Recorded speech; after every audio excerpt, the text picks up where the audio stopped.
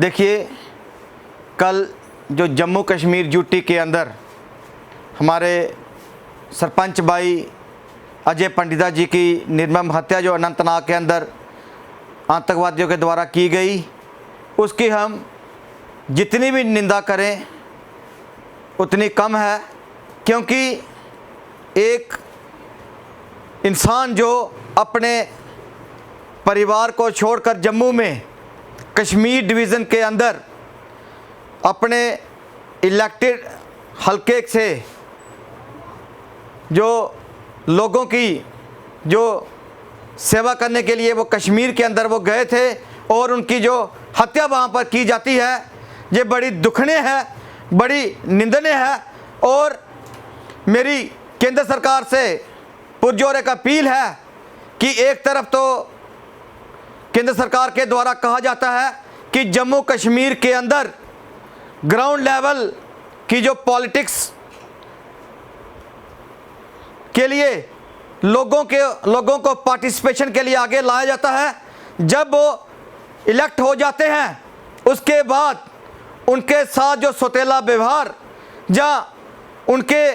जो जान माल की सुरक्षा का जो जिम्मा है वो हमारी राज्य सरकार व केंद्र सरकार के जिम्मे रहता है। लेकिन उसके बावजूद भी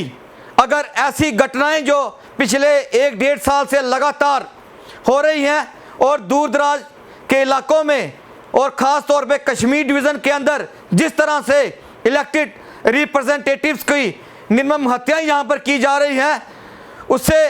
केंद्र सरकार और जम्मू कश्मीर की यूटी सरकार ने आज तक कोई कड़ा संज्ञान नहीं लिया। क्यों नहीं सुरक्षा मुहैया कराई गई हमारे इलेक्टेड रिप्रेजेंटेटिव्स को?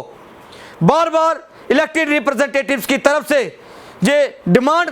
की जाती है कि उन्हें सुरक्षा मुहैया कराई जाए। अगर आप सुरक्षा मुहैया नहीं करवा सकते हैं तो हम लोग जो इस हिंदुस्तान के आइन को, डेमोक्रेटिक सेटअप को जो ग्राउंड लेवल पे स्थापित जो कर रहे हैं, हमारे अंदर जो आज एक डर की जो भावना एक समुदाय के द्वारा यहाँ जम्मू कश्मीर के अंदर की जा रही है और केंद्र सरकार की उस मुहिम को मैं कहूँगा सबसे बड़ा जो धक्का है, जिसमें धारा 370 टूटने के बाद जो मल्टीनेशनल ब्रांड्स कंपनी को जम्मू कश्मीर के अंदर लाने का और यहाँ के नौजवानों की जो बेरोजगारी की जो सबसे बड़ी जो समस्या है उसे दूर करने का जो सपना है, मुझे लगता है कहीं ना कहीं वो चकनाचूर हो गया। और जो कश्मीरी पंडित भाइयों की जो वापसी जो कश्मीर के अंदर बार बार कहा जाता है प्रेस मीडिया के अंदर केंद्र सरकार के प्रवक्ताओं की द्वारा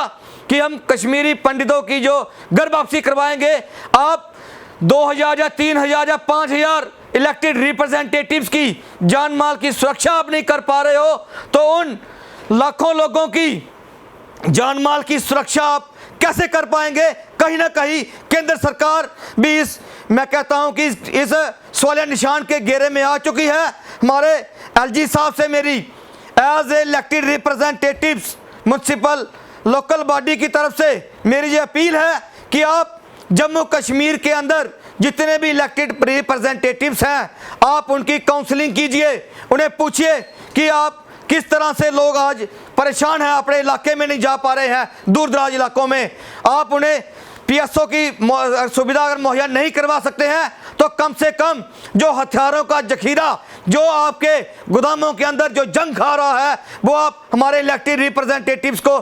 एज पर बीडीसी जो गांव के अंदर उन्हें जो गन्स प्रोवाइड की गई हैं, इलेक्टेड रिप्रेजेंटेटिव्स को भी आप दीजिए, उनको ट्रेनिंग दीजिए ताकि वो अपनी और अपने परिवार की एक सेल्फ डिफेंस में वो कुछ कर पाएं। और इसके साथ ही मैं ये कहना चाहता हूं कि जितने भी हमारे जो बीडीसीज जो इलेक्ट हुए हैं पंचायती राज के अंदर, जो हमारे पंचिस हैं, सरपंचिस हैं, अर्बन लोकल बॉडीज़ के जो काउंसलर्स हैं, और जिस तरह से आपने देखा कि पिछले 2-2.5 महीनों से किस तरह से ग्राउंड लेवल के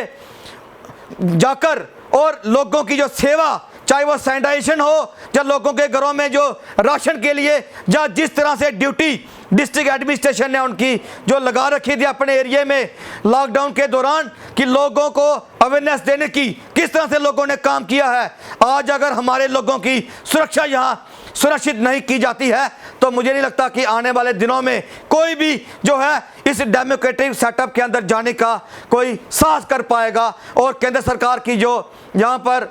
इस चीज़ को डेमोक्रेटिक सेटअप को ground level grass root level पर जो सेटअप करने की जो मनशा है, उसे सबसे बड़ा धक्का जो है मुझे लगता है कि अगर केंद्र सरकार ने स्टेप नहीं उठाए तो लगेगा।